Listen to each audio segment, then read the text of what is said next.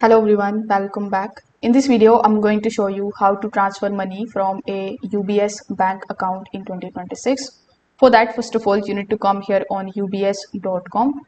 When you are here, you just have to click on the option of client logins on the top right hand corner of the screen.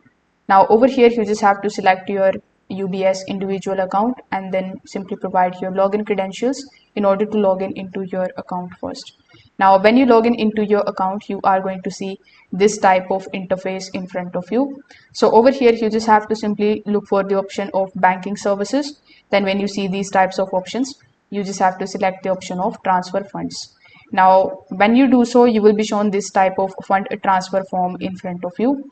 So over here, you need to provide some of the details like whom you are sending the money to. You need to provide their personal details, their banking details, the transfer amount, and the payment reference or any note. After doing so, you just have to scroll down a bit and you just have to choose that particular bank with the help of which you want to make this payment. Afterwards, you just have to confirm your payment and you will be able to this way transfer your funds from your UBS bank account online. So if this video helped you out, make sure that you like this video and subscribe to the channel. Thanks for watching.